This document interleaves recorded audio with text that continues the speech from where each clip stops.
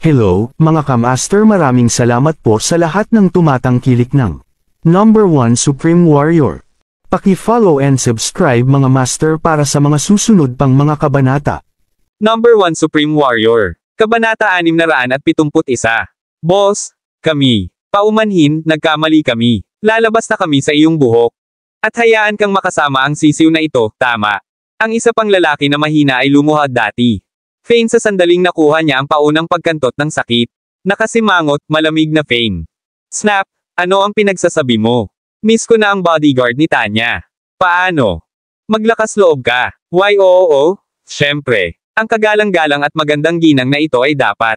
Miss Tanya, ikaw ay isang malakas na bodyguard. Ngayon nakikita ko kung bakit kailangan niya.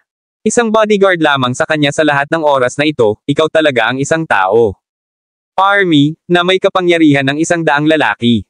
Nagsalita ang lalaki habang siya ay nag-quivered, at pinunasan niya ang malamig na pawis mula sa kanyang noo paminsan-minsan. Kung ang maganda, babae na inilaan nilang samantalahin ay talagang ang pamilya Drake. Si Miss Tanya, ang mga miyembro ng Wolfgang Gang ay hindi man lang magbubuhos ng isang salita. Kung sila ay pinatay dito mismo, ang pamilyang Drake ay ang pinakatanyag. Pamilya, ang mga maliliit na grupo na tulad nila ay hindi kwalipikado kahit na lumaban. Boss, mangyaring hayaan mo na tayo, pakiusap ni Felix. Maaari ba nating ipakita ang ating sarili? Fane. Sinulyapan ng mga ito ng walang pag-iingat. Panoorin ko ang iyong sarili kung ako ay ikaw. Ikaw. Maaaring mawala ang mga tao sa iyong buhay sa susunod na makita-kita na ginagawa mo ulit ito. Oo. Big brother, tumango si Felix. Kami ay tunay na nagpapasalamat sa awa na ito. Ipinakita mo sa amin. Ibinaba ni Felix ang kanyang ulo habang nagsimulang maglakad palayo. Ang kanyang mga tauhan. Wala siyang nais na higit pa upang matuno mula sa lugar na ito. Gayunpaman, maghintay. Tumawag si Fane sa kanya tulad ng paglayo niya ng 2 hakbang. Ano? Ang 4 sa kanila ay sumulyap sa bawat isa, ang kanilang mga mukha ay dahan-daang natalo. Kulay. Hindi nila inisip na babalik si Fane sa kanyang salita. Pupunta ba siya? Upang patayin sila. Hindi kita pinayagan na umalis, hindi ba? Sinabi mo yan. Ginagamot mo ba si Miss Tanya sa isang pagkain, hindi ba? Maaari bang ikaw ay pag-back down sa iyong pangako? Ngumiti si Fane. Samantala, nagkaroon si Tanya. Bumalik na sa kanyang upuan habang ang pamumula sa kanyang mukha ay umatras. Gayunpaman, nakaramdam siya ng jittery nang maalala niya ang pakiramdam ng braso ni Fane na nakabalot sa kanya. Baywang hindi nagtagal pagkatapos naisip ni Fane sa kanyang sarili na inutusan niya, pumunta sa PayPay. Ang panukalang batas. Pagkatapos, lumuhad dito at maghintay hanggang matapos namin ang aming hapunan bago mo magawa. Umalis. Hahayaan kitang mga lalaki pagkatapos nito. Oh, syempre. Magbabayad kami. Ang bayarin ngayon. Natatakot sa kanilang buhay, tumango ang mga kalalakihan. Bago sila mag-scurried upang bayaran ang 60,000 halaga ng bayarin. Kapag nagbayad sila, ang 4 ay sumugod patungo sa mesa ni Fane at lumuhad sa tabi nila. Sila ay napahiya na ibinaba nila ang kanilang mga ulo ng mapait at ipinakita ito sa kanilang mukha din. Sa sandaling ito, sa wakas ay nagmula si Selena sa kanyang kumpanya na matatagpuan malapit sa kung nasaan sila. Sumimangot si Selena nang makita nila ang 4. Ang mga kalalakihan ay nakaluhod sa sahig. Hobby, ano ang nangyayari? Pumasok ka ba? Isa pang laban. Nagulat si Selena upang makita ang 4 na lalaki sa sahig, nakaluhod. Maraming beses na niyang sinabi kay Fane bago tumigil sa pakikipaglaban upang magawa nila. Masiyahan sa isang mababang pamumuhay sa profile. Ang huling bagay na inaasahan niya sa pagkain na ito. Ang eksenang ito. Iniwan ng mga taong ito ang kanilang mga eyeball sa bahay at ng ahas na pagnanasa. Ang kagandahan ni Miss Tanya. Ang parusang ito ay wala, talaga. Ngumiti si Fane. Walang pasubali at hinaila ang upuan sa tabi nila. Mahal, umupo. Ang mga pinggan ay ihahain sa lalong madaling panahon. Umupo tayo at maghintay para sa ating pinggan. Oh, ganoon din. Ano ang nangyari? Inaakala kong mas tanga sila kung hindi nila alam kung sino. Si Miss Tanya ay napangiti si Selena nang marinig niya si Fane. Paliwanag. Si Fane ay ang bodyguard ni Miss Tanya, kaya tungkulin lamang niya ito. Gumawa ng isang bagay kung siya ay ginigipit. Itinaas ng 4 na lalaki ang kanilang mga ulo at sumulyap kay Selena. Muli silang natigilan dahil sa kanyang kagandahan, at naging berde sila sa inggit. Siya ay isang bodyguard lamang ngunit may tulad na. Magandang asawa. Nais nilang mamatay. Kabanata 672. Selena, napakaganda mo. Ang profesional na suit na ito ay mukhang napakaklase sa iyo. Panipi. Tumingin si Sharon kay Selena at inggit na idinagdag, hindi ka taka-taka na si Fane. Mahal na mahal kita. Sobrang sambahin ko siya, ngunit malamig at walang malasakit siya. Sa akin. Isang awkward na ngiti ang lumitaw sa mukha ni Selena. Si Sharon, si Fane ay hindi kasing ganda ng kung paano mo siya naisip. Siya ay may isang medyo malamig na mukha. Minsan, at ginagawa niya ang mga bagay na masyadong tame time. Bukod doon, hindi siya isang romantikong tao at maaaring maging marahas. Gusto niyang ayusin ang lahat. Ang kanyang mga kamao. Gusto mo siya ng sobra dahil hindi mo rin siya kilala ng lahat. Palang. Siyempre, sinabi ni Selena ang lahat ng mga bagay na ito kay Sharon upang makapagbigay siya. Pataas kahit na si Sharon ay isang mabait at sa halip mayaman na tao, si Fane ay kanya. Tao. Bilang kanyang asawa, paano si Selena ay walang makasariling motibo. Bukod. Mula rito, naramdaman niya na dapat niyang isuko si Sharon kung si Fane ay hindi interesado sa kanya. Talaga. Dumating ang tugon ni Sharon, ang ngiti niya ay nasa kanya pa rin. Mukha tulad ng ginawa niya. Nararamdaman ko na ang lahat ng ginagawa niya ay mahusay. Ito ay natural para sa kanya. Upang husayin ang mga bagay sa kanyang mga kamao kung siya ay binubuli. Kung hindi, anong uri ng tao? Magiging siya. Bukod doon, siya ay isang retiradong veterano na dating sa puwersa. Ito ay normal para sa gayong tao na patuloy na magkaroon ng isang seryosong pagpapahayag. Sa mukha niya, nagbibigay ito sa kanyang mga tao ng pagiging maaasahan. Tumigil dito si Sharon. Bago lihim na sumulyap sa Fane. Mas mahalaga, binibigyan niya ang lahat. Sa paligid niya ng isang pakiramdam ng seguridad. Mahal, hayaan mo akong tulungan ka sa mga prawns. Si Fane, sa kabilang banda, ay kumilos na parang hindi niya narinig ang sinabi ni Sharon. At, sa halip, tinulungan ang kanyang asawa na ideshell ang mga prawns. Hindi nasisiyahan si Sharon. Gamit ito at prodded, Fane, sagutin mo ako ng matapat, isasaalang-alang mo ba ako kung hindi ka kasal at hindi mo pa nakikilala ang asawa mo? Felix at ang iba pa ay lubos na natigil nang marinig nila ito. Ano ang nangyayari? Siya ba? Hindi isang bodyguard. Paano ang isang bodyguard lamang ay isang bagay ng pagsamba sa pamamagitan ng ilan? Tila na ang magandang ginang na ito ay isang mayamang tao mula sa ibang pamilya. Gayunpaman nagustuhan niya ang isang bodyguard. Halos lumalangoy sila sa inggit. Nagawa nilang magkaroon ng isa sa apat na magagandang kababaihan na ito, hindi nila gagawin. Kahit na ang isang mata kung ang kanilang habang buhay ay nabawasan ng 1 taon. Mayroong talagang apat na kababaihan na nakikipaglaban sa taong ito. Higit sa lahat, ang taong ito ay tila talagang hindi nakakaintriga sa babaeng ito na tinawag na Sharon. Diyosa, tumanggi siya ng mabuti. Pagkakataon, Fane deshelled ilang prawns at inilagay ito sa mangkok ng Selena. Bago tumingin kay Sharon, Miss Sharon, ang aking asawa ay nagsakripisyo ng maraming at nagtiis ng maraming karaingan para sa akin.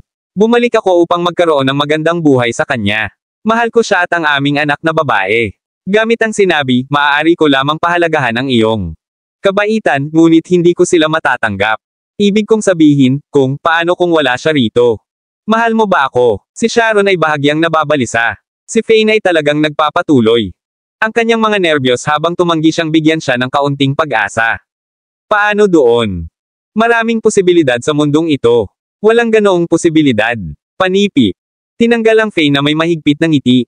Halika, kumain tayo. Ang apat na nakaluhod. Sa tabi ng sumulyap sa bawat isa at muling nagulat. Sharon. George. Hindi ba iyon ang pangalan ng nakatatandang miss mula sa unang klase? Aristokratikong pamilya George. Ang pamilyang George ay mayroon lamang isang anak na babae, at kung sino man ang ikinasal sa kanya ay maaaring magmana ng buong pamilyang George.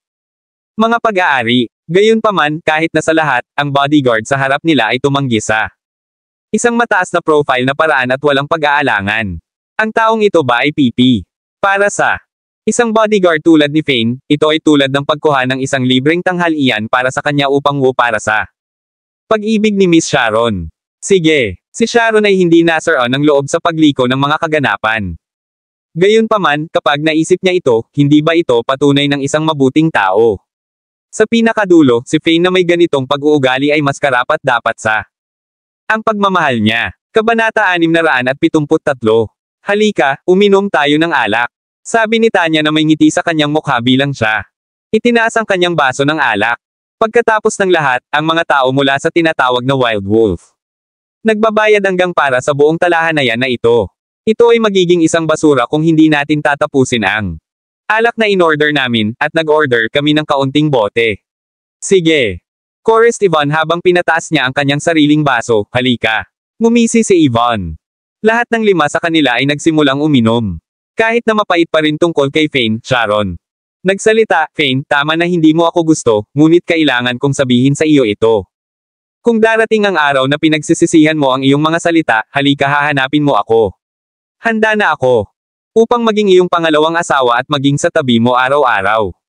Hindi kita magiging sanhi. Problema, at makakasama ko rin si Selena.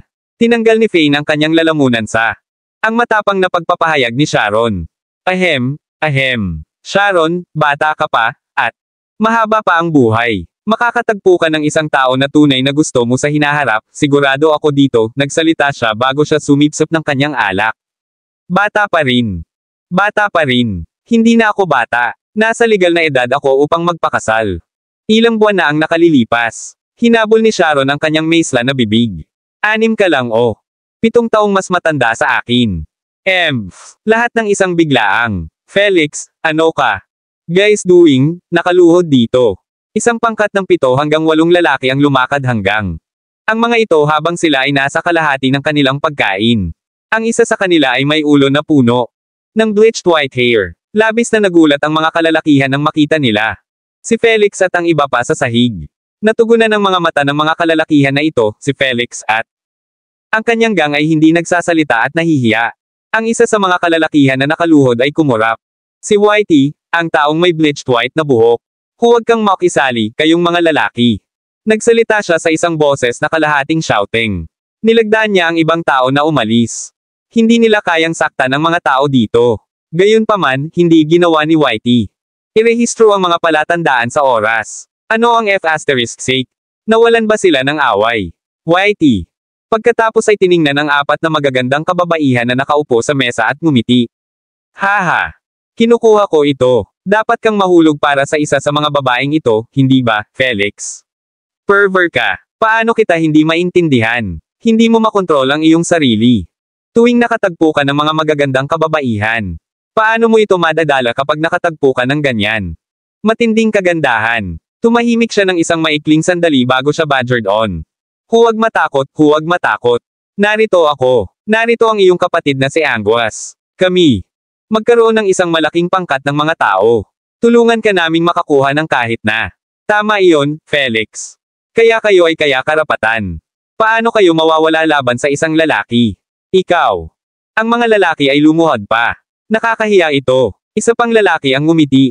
Malamig, hindi isang beses na binibigyang pansin si Fane na nasa parehong mesa, kumakain. Kasama ang mga kababaihan. Una nang nais ni Felix na paalalahanan sila na dapat nilang isipin ang kanilang mga kaugalian sa harap niya at ang mga kababaihan. Kaya, ito ay naging isang sorpresa sa kanya. Napatuloy silang hindi iginagalang sa kanya. Nagpa siya siyang magpanggap na ginawa niya. Hindi nakikita o nakarinig ng anuman at tumahimik sa lahat ng sandali. Dahil hindi ka makakakuha.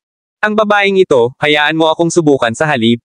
Ngumiti si Whitey. Bigla niyang sinampal ang talahanayan at sinisilip, binata, huwag kumilos lahat ng inosente at magpanggap na ikaw. Hindi kami narinig. Ako rin ay mula sa Wolfgang Group. Nasaktan ka at napahiya. Ang aking mga kapatid, at ngayon, maghihiganti ako sa kanila. Kung nauunawaan mo kung ano ang nangyayari, mag-scram at iwanan ang mga babaeng ito dito. Nakasisilaw kay Whitey. Sa kabangisan, kinuha ni Fane ang isang chopstick at sinaksak ang kamay ng lalaki na nasa mesa. Si Whitey ay walang oras upang tumugon sa napakabilis na paglipat.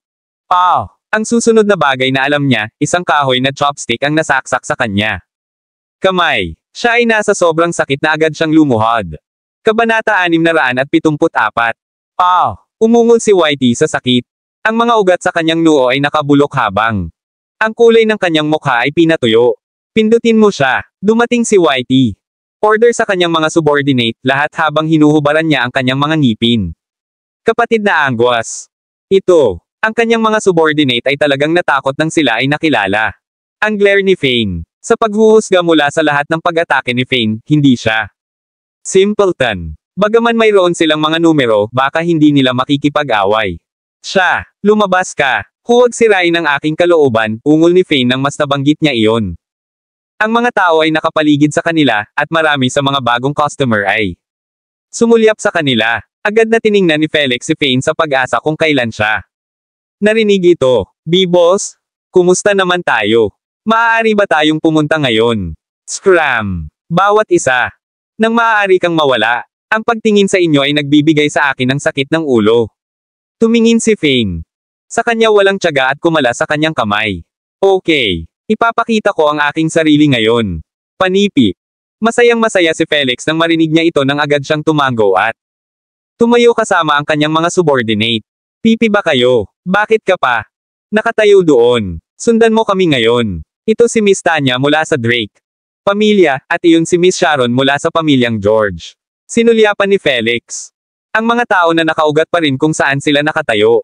Tumingin siya pagkatapos. Angus, na nasa matinding sakit. Angus, masyadong pipi ka. Ako na. Lumuhad doon, at nang ahas kang magdulot ng problema kay Miss Tanya at sa iba pa. Nasa isang misyon ka ba sa pagpapakamatay? Bakit mo nasabi iyon? Halos si Angus nanghina sa manipis na galit. Bakit hindi mo sinabi sa akin ito kanina? Ha? Binigyan kita ng lahat ng mga palatandaan, ngunit masyadong pipi ka upang maunawaan ito. Felix. Agad na lumakad sa labas sa malaking Strodes pagkatapos niyang magsalita. Ang iba, lalo na ang mga sumama kay Whitey, ay agad na nakaramdam ng ginhawa matapos nilang marinig ito. Pinasalamatan nila ang kanilang mga maswerteng bituin na hindi sila kumilos. Sa order ka agad. Kung hindi man, maaari nilang ibahagi ang parehong kapalaran bilang Whitey. Si Whitey ay hindi nang ahas na magtagal at mas mabilis na tumakbo kaysa sa isang kuneho.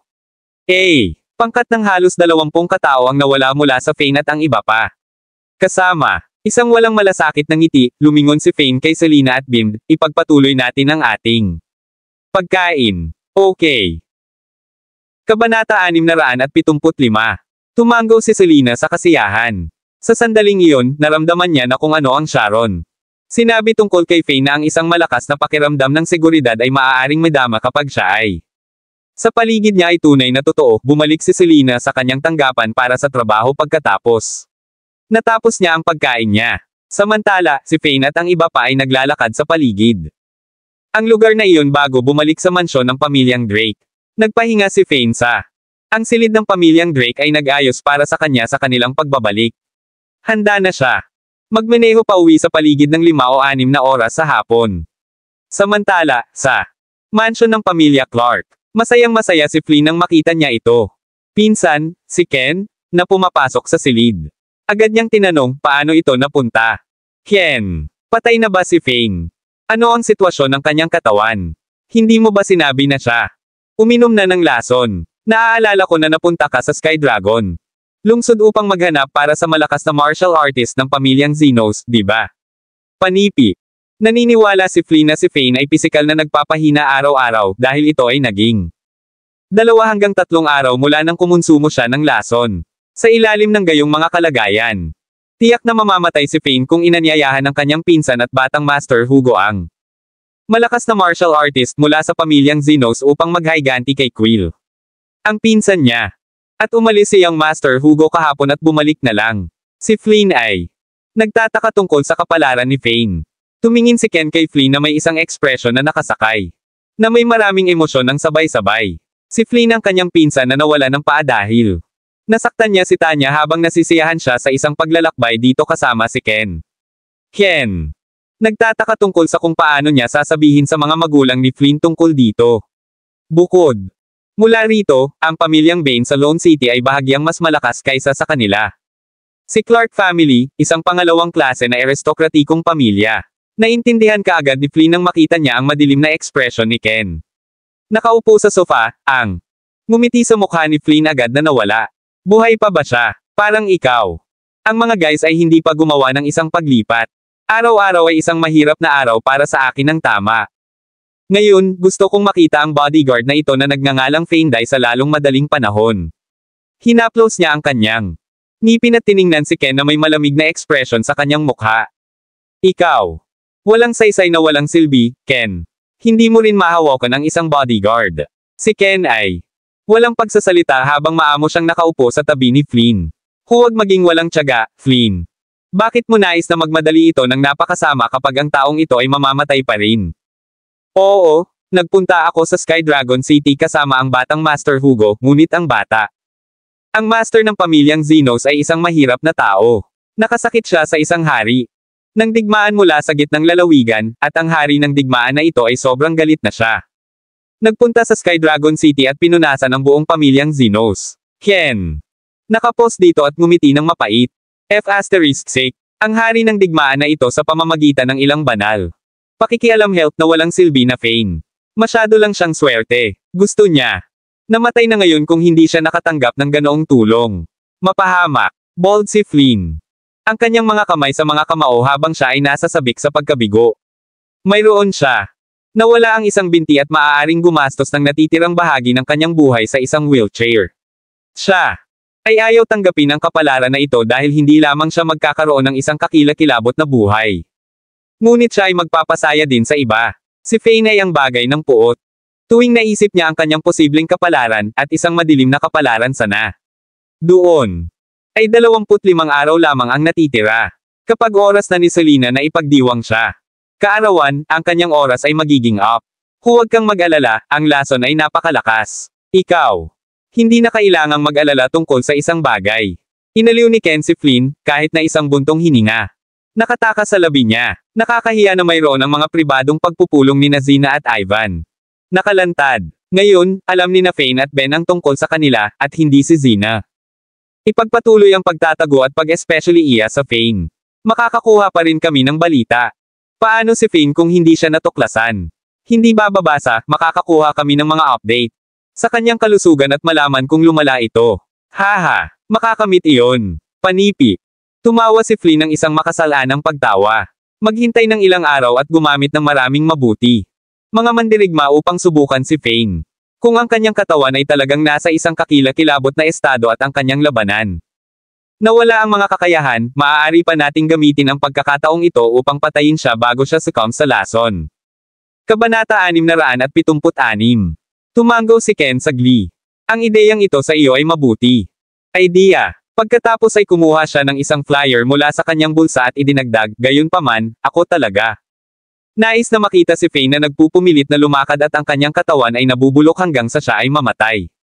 Sa kaarawan ni Selena, hindi ba iyon magiging isang mas mahusay na paraan upang maibulalas ang ating galit? Ang pinakamahalagang punto ay siya at ang buong pamilyang Taylor ay mawawala. Mukha kong ang taong ito ay nabigo upang ayusin ang isang kaarawan ng lungsod para sa Selena. Panipi. Sa una ay sumimangot, kinuha ni Flynn ang flyer at tumango. Ito ay tama. Bakit? Tapusin mo siya ng napakabilis kung maaari nating hayaan siyang mamatay ng hindi komportable at hayaan siyang mawala. Mukha. Huwag mo muna siyang patayin. Maaari tayong mag-order ng mga mandirigma upang talunin siya ng mabuti at suriin ang kanyang pisikal na lakas. Mabuti ito hanggat hindi nila siya pinapatay. Panipi. Tumango si Ken, nasiyahan sa ideya ni Flynn. Haha. Anong ideya? Ito ay A.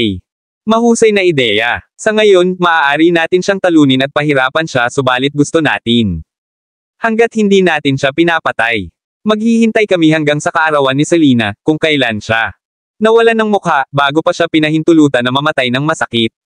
Ang aking mga saloobin ng eksakto. Dumating. Ang tugon ni Flynn, ang kanyang mga mata ay puno ng masamang hangarin at pag-aalipusta. Narinig ko iyon. Medyo nahuli ang asawa. Hinawakan ni Flynn ang kanyang ngipin. Kapag wala na siya. Larawan, kukuha ako ng kanyang asawa sa aking paanan sa isang paraan o sa iba pa, at magkakaroon ako. Ang kanyang paghingi para sa akin na laruan sa kanya. Masaya akong pinahihirapan siya ng lahat. Means. Naririnig ito, agad na nag-snap si Ken, pinsan, natatakot ako na A. No go. Napapansin ko ang lahat ng ito, kaya hindi mo siya matouch. Panipi. Ito, syempre, ay hindi umupo ng maayos kay Flynn. Ken, gusto ko lang ang paghihiganti, at hindi mo rin matupad ang kahilingang ito sa akin. Ako, nawala ang aking binti, hindi ako maaaring mag-vent. Ang puot ko kung hindi ko gagawin iyon. Nagdilim ang mukha ni Ken. Flynn, kailangan kong paalalahanan. Ikaw na si Faye ng Samaire sa iyong paa. Nais mong maghiganti at tinutulungan kita, at ang iyong paghihiganti ay maaabot kapag patay na si Faye. Ano ang kinalaman nito kay Selena? Kung nais mong maghiganti, parusahan si Faye. Hindi Selena. Malamang na siya ang magiging hipag ng pinsan mo sa hinaharap. Hindi niya inaasahan na papatayin ni Flynn ang pagtawa.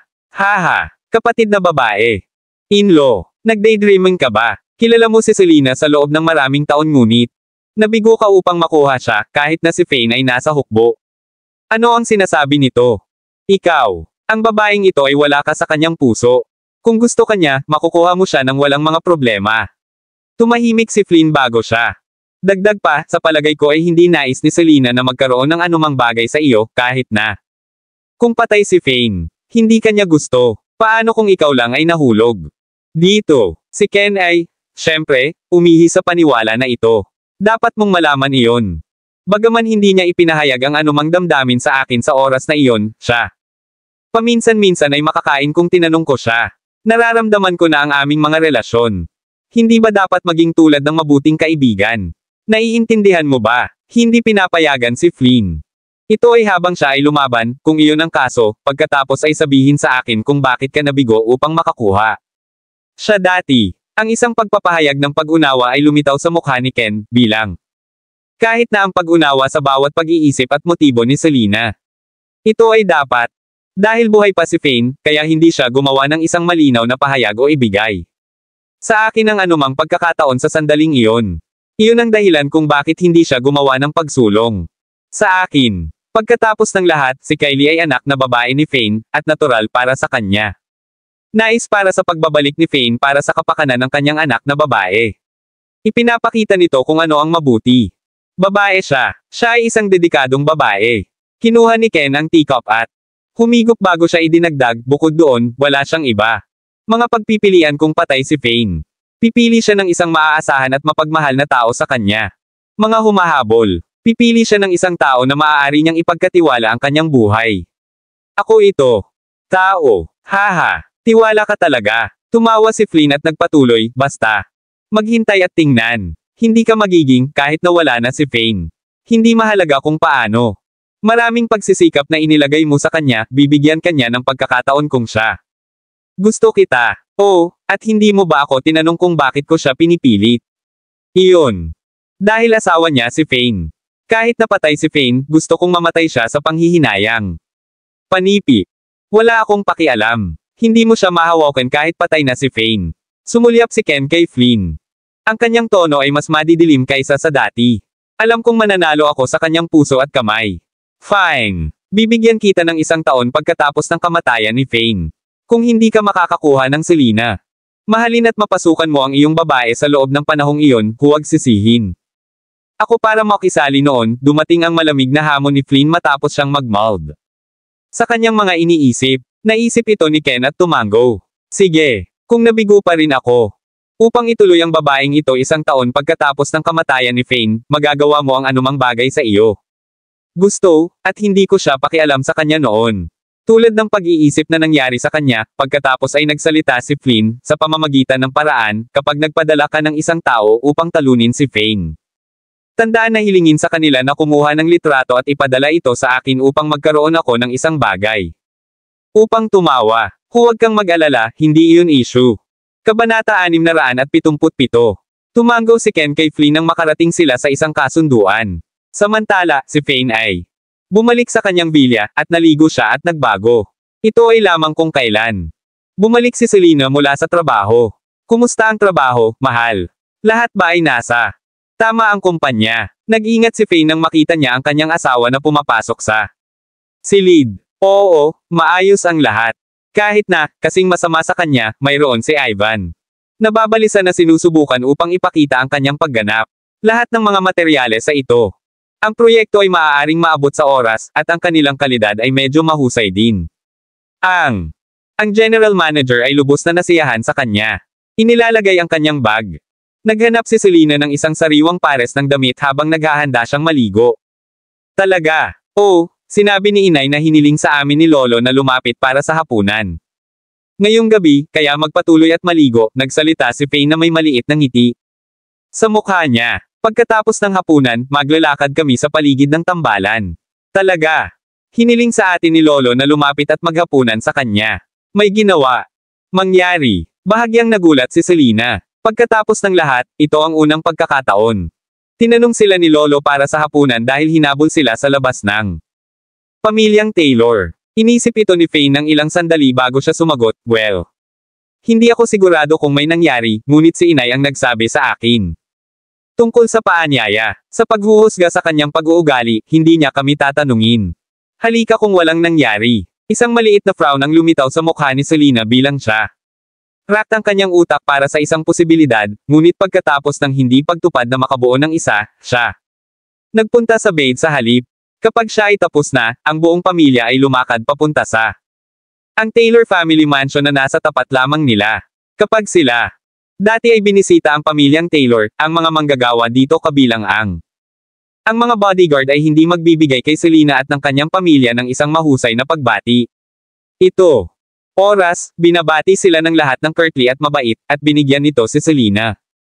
Damdamin sa malaking pagbabago. Totoo na maaaring masubaybayan ng isang tao ang puso ng ibang tao nang wala siyang pera o nabigo ng malaki. Fane, sabihin mas kaunti kung magagawa mo kapag naghahaponan tayo, tama.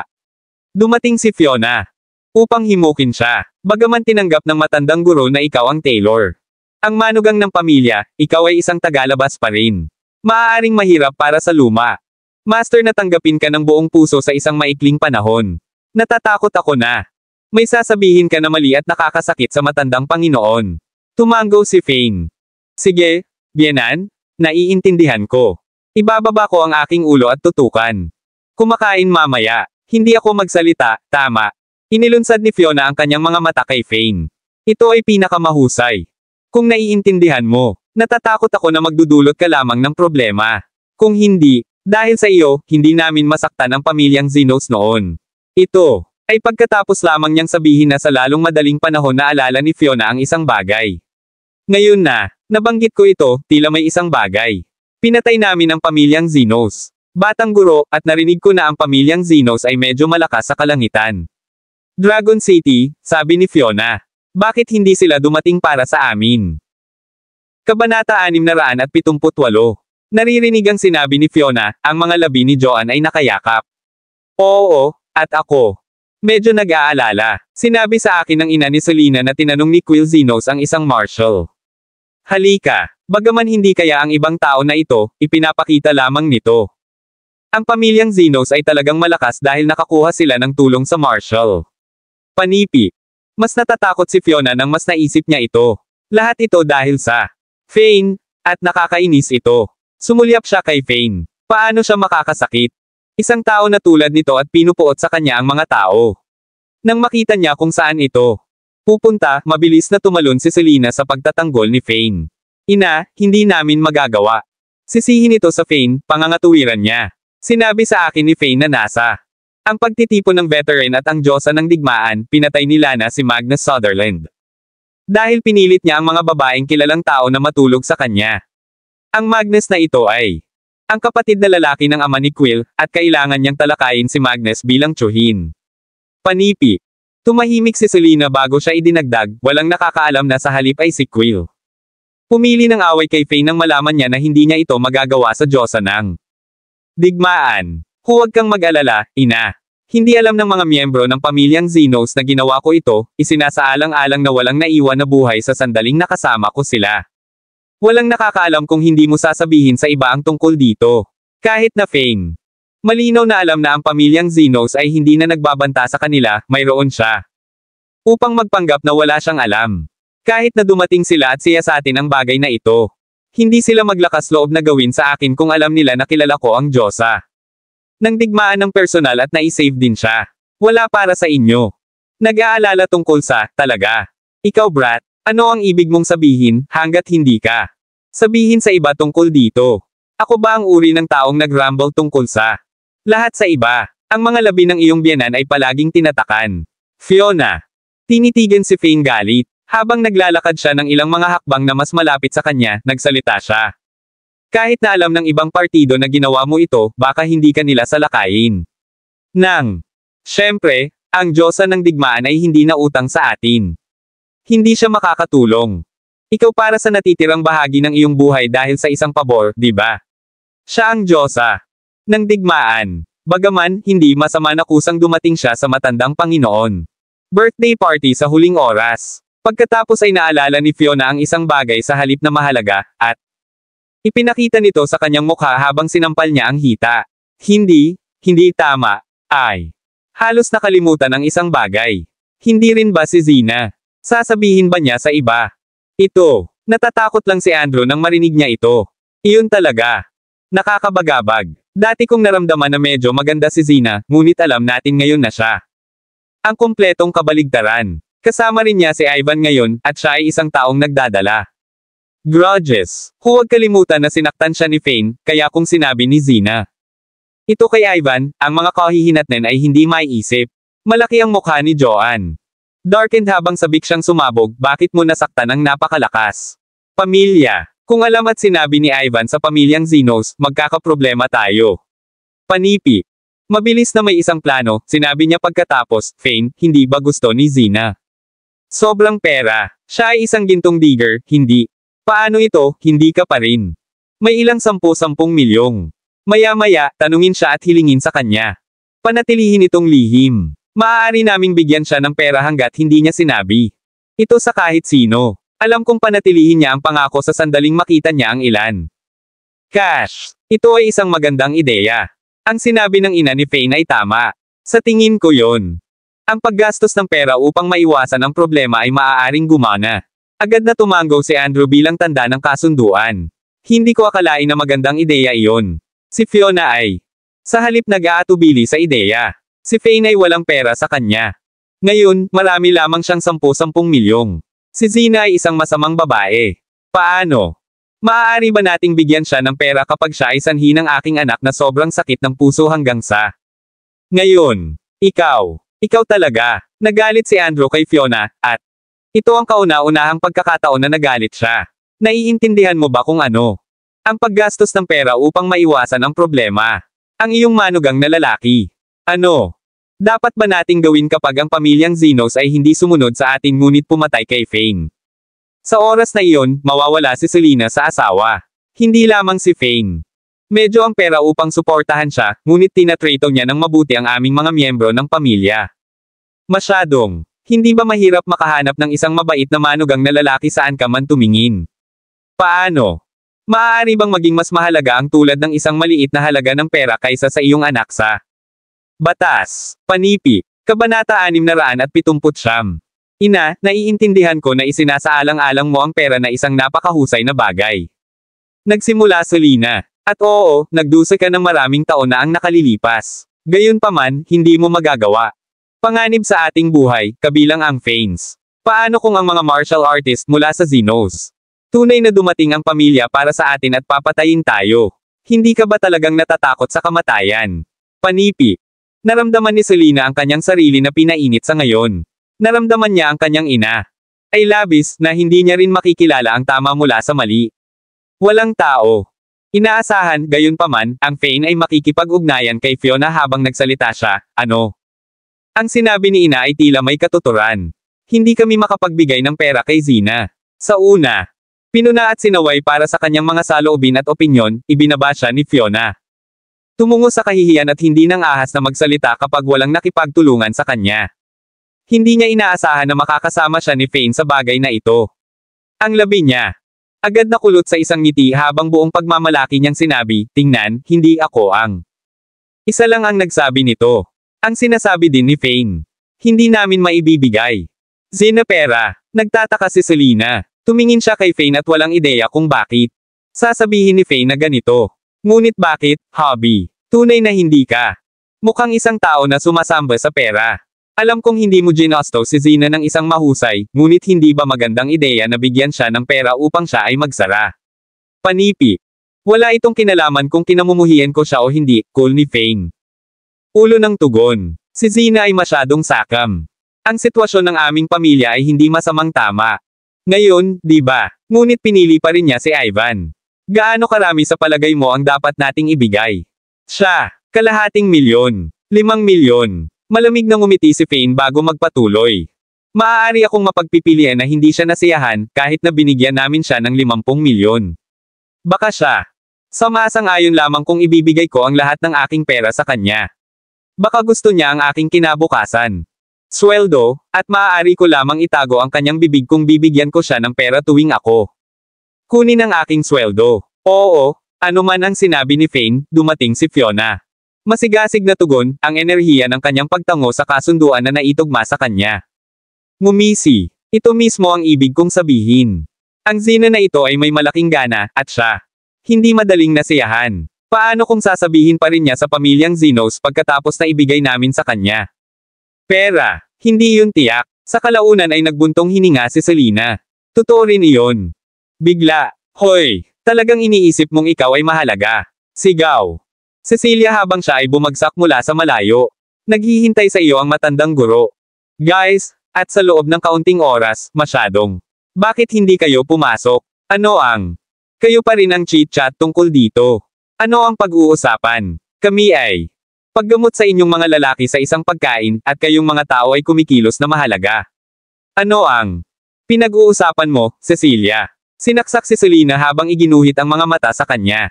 Siya ay nasa isang masamang kalagayan, kahit na ang isang mahusay na tao ay may mga limitasyon din.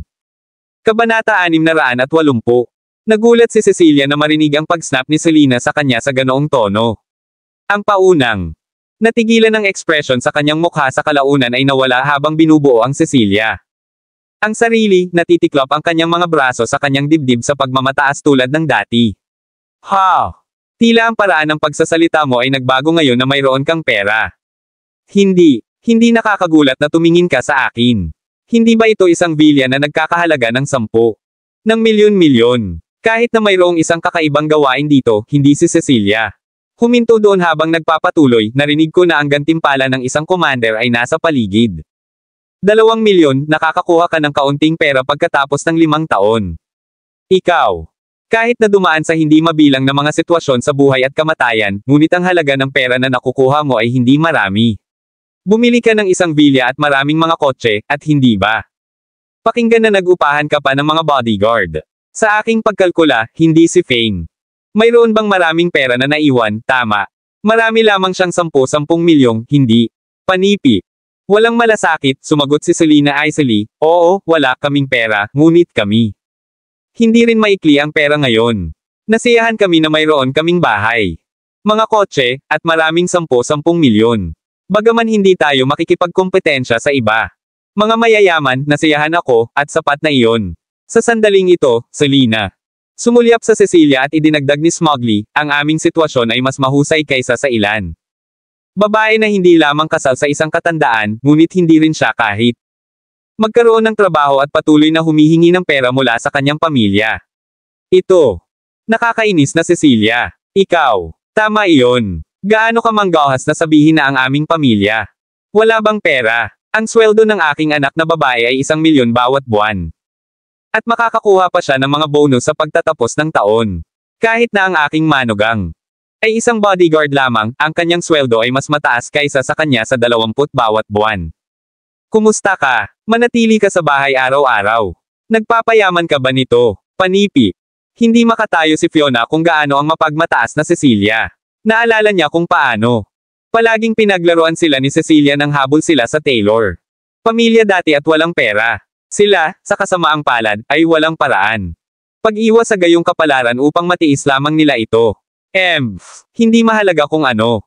Ang iyong manugang ay isang bodyguard. Siya ay isang bodyguard lamang, at nagtatrabaho siya para sa ibang tao. Ano ang dapat ipagmalaki? Kinutya at idinagdag ni Cecilia. Alam mo ba kung bakit tinanong kayong lahat ng lolo na darating ngayong gabi? Hindi. Narito kami upang maghapunan. Ano pa ang maaaring mangyari?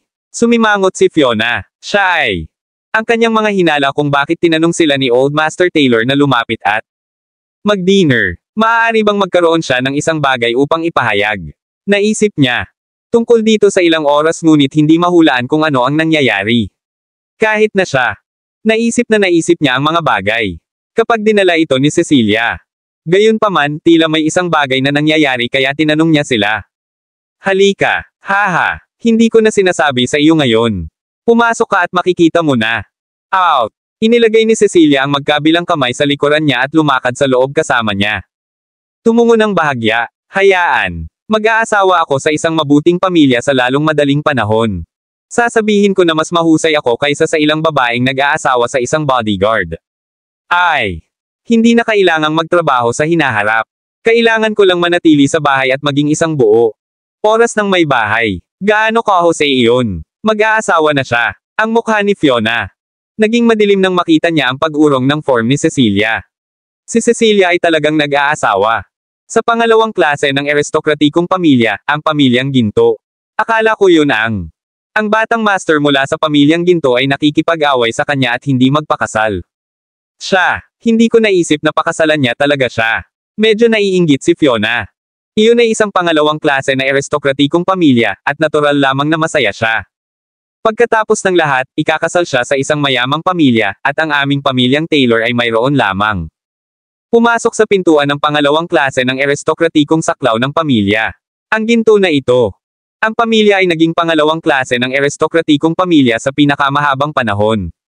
Ang highlight ng lahat ay ang pamilya ng Ginto ay may isang anak lamang. Minsan, nag-aasawa si Cecilia sa kanilang pamilya, may access siya sa kanilang pamilya.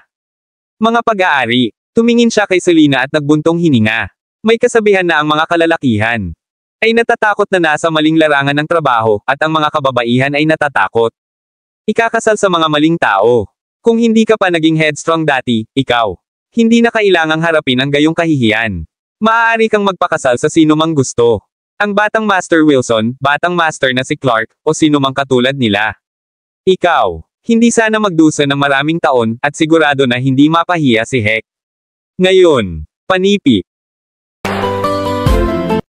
Maraming salamat mga ka-master sa walang sawang pagsusubaybay. Isang like, share, and subscribe naman dyan mga ka-master. Abangan ang susunod pang mga kabanata.